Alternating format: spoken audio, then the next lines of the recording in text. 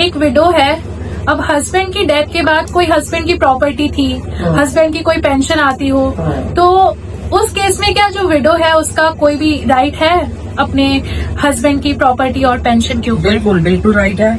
अगर कोई गवर्नमेंट कर्मचारी है जिसको पेंशन मिलती थी तो वो पेंशन पर पहला अधिकार विडो का है।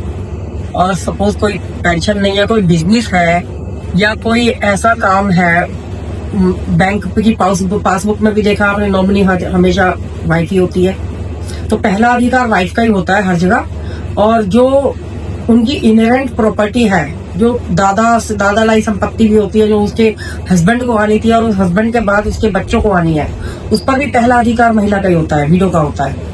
ये मतलब इसमें कोई दिक्कत नहीं है, उनको पूरा अधिकार होता है, उनकी प्रॉपर्टी में भी अधिकार होता है।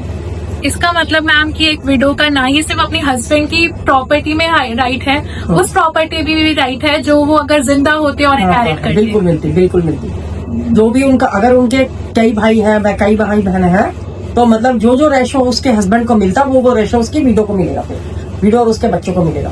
जो भी शेयर हस्बैंड का होता है वो विडो को मिल जाएगा। बिल्कुल मिलेगा। जी मैम, अब ये बात तो हो गई मैम लीगल राइट्स की और उनके स्टैट्यूटरी राइट्स की, लेकिन अब इनकी इम्प्लीमेंटेशन की बात करें। एक विडो है, अब वो अपने आप को मेंटेन नहीं कर पा रही, उसे घर से निकाल दिया है, तो इमीडिएट रिलीफ क्या है जो वो क्लेम कर सकती है? देखिए, डीबी एक्ट के सेक्शन 12 के अंडर वो इंटरिम मेंटेनेंस ले सकती है, जिसमें वो इमीडिएट फाइनेंशियल हेल्प और रिजाइनिंग ऑर्डर पास करा सकती है।